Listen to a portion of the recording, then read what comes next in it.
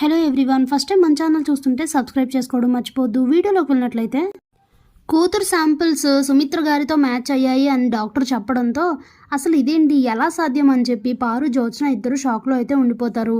ఇక ఆ రోజు రాత్రి దాసుని కలవడానికి జ్యోత్స్న అయితే వెళ్తుంది. కానీ అక్కడ కాపలా పెట్టిన ఇద్దరు రౌడీల్ని దాసు అయితే బాగా కొట్టేసి అక్కడి నుంచి వెళ్ళిపోతాడు. ఇక లోపలికి వెళ్ళి దాసేడి అని చెప్పి వాళ్ళని లేపి అడిగితే వెళ్ళిపోయాడు మేడం, తప్పించుకొని వెళ్ళిపోయాడని అయితే చెప్తారు. ఇదంతా బయట నుంచి కిటికీ తీసి చూస్తున్న పారు అయితే షాక్ అయిపోతుంది.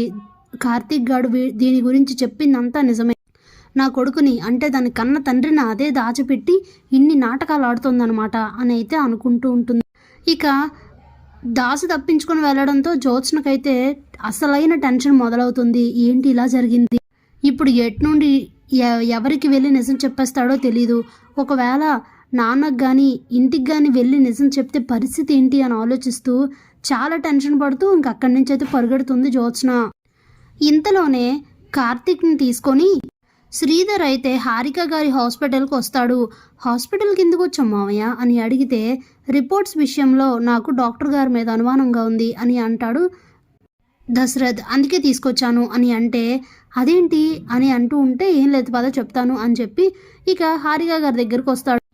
ఈ టైంలో ఎందుకు వచ్చారు అని అడిగితే జ్యోత్స్న శాంపిల్స్ సుమిత్రకి ఫస్ట్ మ్యాచ్ అవ్వలేదు, తర్వాత ఎందుకు మ్యాచ్ అయ్యాయి అని అడిగితే అంటే నేను సరిగ్గా టెస్టులు చేయలేదంటున్నారా, నన్ను అనుమానిస్తున్నారా అని అడుగుతుంది హారిక. అది కాదు డాక్టర్, అది ఎలా సాధ్యం, మీరు కరెక్ట్గానే చేస్తారు కదా, ఫస్ట్ టైం మ్యాచ్ అవ్వలేని శాంపిల్స్ సెకండ్ టైం ఎలా మ్యాచ్ అయ్యాయి. అది సరే మీరు వచ్చారు, అలాగే మీరు నార్మల్గానే వచ్చారు కానీ రిపోర్ట్స్ తీసుకొని రాలేదు. అయితే ఒకసారి శాంపిల్స్ మ్యాచ్ అయ్యాయి కదా, మ్యాచ్ అయిన తర్వాత వచ్చిన రిపోర్ట్స్ ఉంటాయి కదా, అవి ఒకసారి ఇవ్వండి అని అంటే ఏంటి దశరథ్ గారు మీ ప్రాబ్లం, నేను మ్యాచ్ అయ్యాయని చెప్పాను కదా అని అంటుంది. మీరు చెప్పడం కాదు, నాకు మీ మీద అనుమానం కాదు, నా కూతురు మీద అనుమానం, అందుకే క్లారిఫికేషన్ కోసం వచ్చాను, ఇవ్వండి మేడం అని అడిగితే ఇంకప్పుడే హారిక ఎందుకీ ముసుగులో గుద్దులాట ఇచ్చినా కూడా అదే జరుగుతుంది అని అనుకుని దశరథ్ గారు మీరు అంత కష్టపడాల్సిన అవసరం లేదు, మీరు అనుమానపడేది నిజమే, జ్యోత్స్న మీ కూతురు కాదు అని చెప్తుంది. స్టన్ అయిపోతాడు దశరథ్. తనతో పాటు కార్తీక్ కూడా షాక్ అవుతాడు. డాక్టర్ అని అంటే మీరు ఆగండి కార్తీక్, ఇవాళ కాకపోతే రేపైనా తెలియాల్సిందే, ఇప్పుడు ఆయన రిపోర్ట్స్ అడిగారు, నేను ఎక్కడ తెచ్చి ఇవ్వాలి అని అయితే అంటుంది. అప్పుడే ఏం డాక్టర్ మీరు అనేది అని దశరథ్ అంటే అవును, ఏం జరిగింది ఎందుకు ఏంటి అనేది కార్తీక్ గారు చెప్తారు, కానీ మీకు అని అంటూ ఉంటే మరి మ్యాచ్ అయ్యాయన్నారు శాంపిల్స్ అని అంటే సుమిత్ర గారితో మ్యాచ్ అయ్యింది జ్యోత్స్న శాంపిల్స్ కాదు దీప శాంపిల్స్ అని అయితే చెప్తుంది. పెద్ద షాకే తగులుతుంది దశరథ్కి.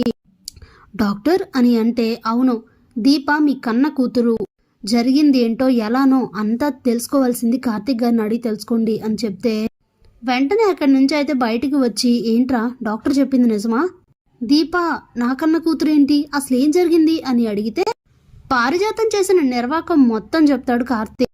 అప్పటి నుండి ఇప్పటిదాకా జరిగింది మొత్తం చెప్తాడు. దాసు తనతో చెప్పింది అన్నీ చెప్తే నిజమా, జ్యోత్స్న నా కూతురు కాదా, మరి ఈ విషయం తెలిసి ఇన్నాళ్ళు ఎందుకురా దాచావు అని అంటే నిజం తెలిస్తే తట్టుకోలేరని, అలాగే ఈ విషయం ఈ పరిస్థితుల్లో చెప్పడం మంచిది కాదని, ఇప్పుడు నువ్వే ఏదో ఒకటి చెయ్యాలి మావయ్య, ఈ విషయం అత్తకు కానీ తాతకు కానీ ఇప్పుడున్న పరిస్థితుల్లో చెప్తే అసలు తట్టుకోలేరు అని అంటే ఏంట్రా తట్టుకోలేంది, అసలు ఇన్ని తప్పులు చేసిన పిన్నిని ఎందుకు వదిలేయాలి, అది పక్కన పెడితే రేపు ఆపరేషన్ చేసే టైంలో అయినా దీప శాంపిల్సే మ్యాచ్ అయ్యాయి అని తెలుస్తుంది కదా, టైం చూసుకొని చెప్దాం, కంగారు లేదు, కానీ ఆపరేషన్ అయ్యేలోగా తెలియాలి, తెలిసి తీరాల్సిందే, జ్యోత్స్నని వదిలిపెట్టే సమస్య లేదు, పారిజాతం పిన్నిని నాన్న ఎలా శిక్షిస్తారో కూడా తెలీదు అని అయితే అంటాడు దశరథ్.